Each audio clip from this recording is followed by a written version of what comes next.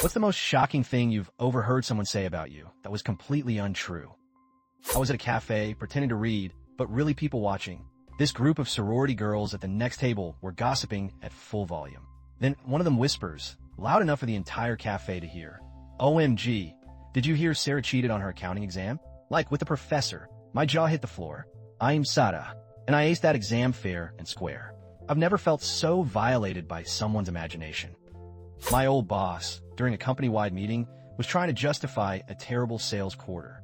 He looks right at me and says, Frank here was supposed to close the Peterson deal, but he got too distracted by his personal projects and let it slip. A real shame. My personal project was training our new AI chatbot. The Peterson deal fell through because of a competitor's price match. I still bake him sourdough, though. Passive aggression. I volunteer at an animal shelter. One afternoon, I overheard two potential adopters talking about me. She's so nice, but honestly she smells like cat pee, one of them whispered, giggling. I had literally just finished cleaning out a litter box, so my hands did smell a bit. But cat pee? I showered immediately and wore perfume for the rest of the day, convinced everyone was judging my olfactory output. My supervisor later told me I was her MVP. My neighbor has a toddler who calls me Mr. Grumpy. Apparently, one day, he told his mom, Mr. Grumpy won't let me play with his lawnmower. What actually happened was the kid was trying to grab my power mower while it was on. I politely, and I thought kindly, removed him and told his mom. Now I'm apparently a lawnmower hoarding monster in a 2-year-old's narrative. He did wave at me today, though. I was at a gallery opening, networking. I was chatting with a potential client when I overheard two other artists behind me. That's Jessica. One said, her work is technically proficient, but completely soulless. She's just copying trends without understanding them. I was stunned.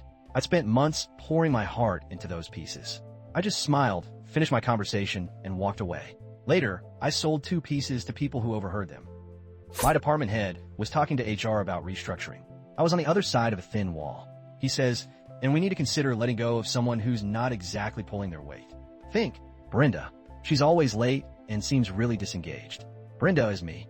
I'm late because I drop off my disabled mother every morning. Disengaged? I'm usually planning the company picnic and coordinating volunteer days.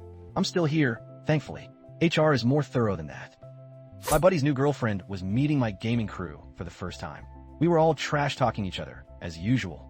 Then, she leans over to my friend and says really loud, "Oh wow, your friend Mark is actually really sweet and quiet in real life. Not like his online persona at all." Mark is me. My online persona is a screaming, rage-filled demon during competitive matches. I've never been called sweet before. My teammates are still laughing about it. I was volunteering at the local library, helping with the children's reading hour. A mother was talking on her phone, quite loudly, near the children's section. She was telling someone about her son's teacher. And Mrs. Gable is just so stern. I bet she makes him write lines for breathing too loudly. Mrs. Gable is me. My students know I have a dry sense of humor. I actually praised the boy that day for his excellent enunciation. Stern? I just wear glasses. I was in the back room of a bookstore, restocking shelves, and the 2 managers were having a hushed conversation. I heard my name, so naturally I stopped. They were discussing how I was apparently plotting to steal their rare first editions. I've never even looked at the rare book section. My biggest crime is occasionally forgetting to put the cap back on the highlighter. On a crowded bus, I had my headphones on, but the volume was low. The woman next to me was on the phone, complaining loudly. She said, "Yeah, Sarah's always been jealous. She probably spread that rumor about me because I got the promotion she wanted. The thing is, I'm not Sarah, and I don't even work with her. She just decided I looked like a good target for her venting." My daughter was having a friend over, and they thought I was asleep in the living room. I heard one whisper, "Is your dad always this grumpy? Mine just acts like it, but I bet yours is actually miserable." Little did they know, I was just watching a documentary about otters. I'm actually quite pleased with otter existence. Thank you very much. I was at a trendy art gallery, trying to look sophisticated. I overheard 2 people next to me talking about a piece. Then one pointed vaguely in my direction and said, he probably thinks he's so deep staring at that. He's clearly just waiting for the free champagne. I was waiting for the free champagne, but my thoughts on the abstract sculpture were profound. My department head was on a very loud video call with HR talking about personnel changes. I was in the next cubicle. He said, and for the budget cuts, we need to consider the least essential personnel. Someone like Johnson. He's just there for the free snacks, isn't he? The snacks are a perk, yes, but I've actually improved efficiency by 15% this quarter. My buddy's new girlfriend was meeting my gaming crew online for the first time. I'd stepped away to grab a drink. Through my headset, I heard her say to my friend, he seems nice, but I heard he cries during boss fights. I've never cried during a boss fight. Maybe a frustrated yell, but never tears. She's clearly confusing me with someone else's internet persona. I volunteer at the local library, and I was shelving returns. Two patrons were whispering near the circulation desk. I caught snippets. She always takes the good books first, probably hoarding them. I'm literally the person who puts the books back on the shelves for everyone else to borrow. My hoarding is just efficient processing for the next reader. I volunteer in an animal shelter, and one afternoon, I overheard two potential adopters talking near the cat room. One said, "That guy over there looks so lonely. He probably doesn't have anyone at home and comes here for the company." While I do enjoy the company of the cats, I was actually analyzing the most efficient way to distribute flea medication. Loneliness was not on my mind. I was grabbing lunch at a cafe, minding my own business. Suddenly, from the next table, I heard a woman loudly tell her friend, "Oh, her?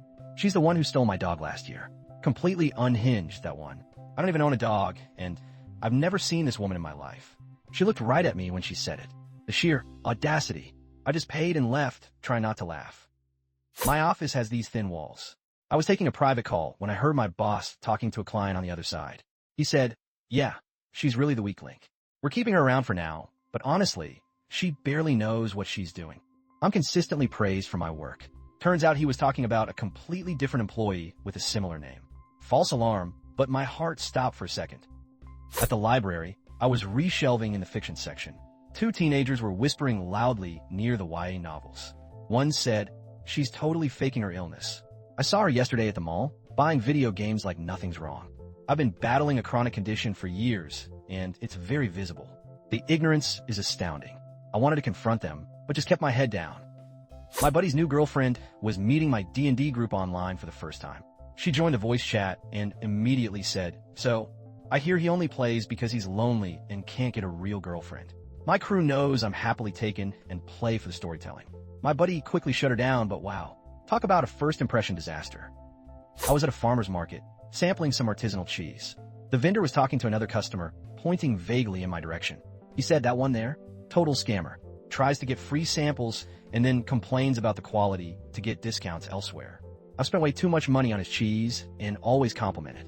He's clearly got me confused with someone else." My daughter was having a friend over, and they thought I was asleep in the living room. I could hear them giggling. Then the friend whispered, "Is she really a secret agent?" My older brother said so. My kids have such active imaginations.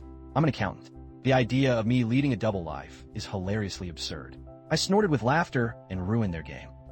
I volunteer at the animal shelter, and I overheard two women talking while I was cleaning cages. One said, "That girl is so neglectful. I saw her dog out in the rain the other day, soaking wet and looking miserable. My dog is my life. I treat him better than myself." The sad part is they were describing a completely different volunteer with a similar colored shirt. I was on a crowded subway, headphones in, but still caught the end of a loud conversation behind me. A guy was telling his friend, "Yeah, that guy who just got off? He's a notorious pickpocket. Always wears that specific hat." I was wearing a brand new baseball cap that I just bought. I glanced in the reflection of the window, saw my hat, and immediately checked my pockets out of sheer paranoia. I work at a small independent bookstore. One afternoon, I was tidying the children's section when I heard two mothers chatting nearby. One said, with a dramatic sigh, "Oh, Sarah just hates coming here. She says the librarian always gives her the darkest, scariest books. Really traumatizes her." My jaw nearly hit the floor. Sarah is my favorite customer.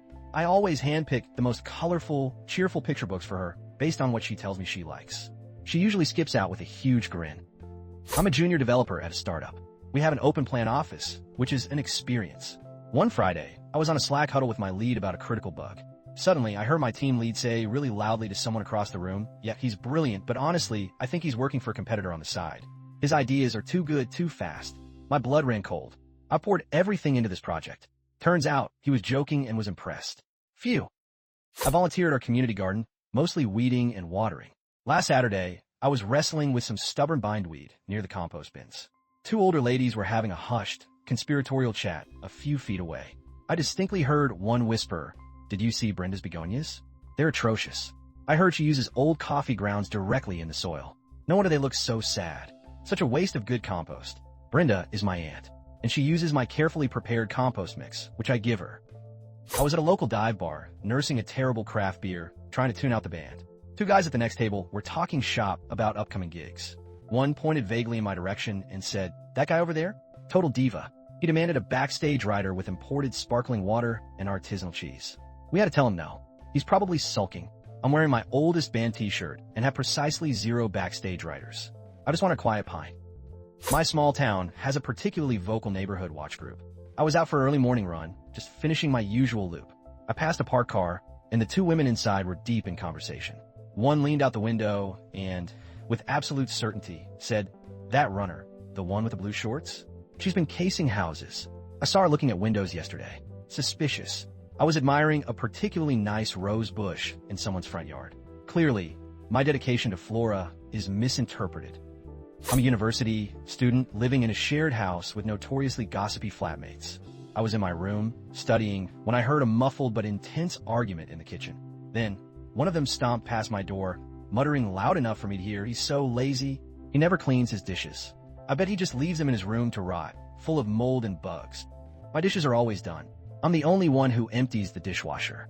Apparently, I'm living a double life as a dish-neglecting slob.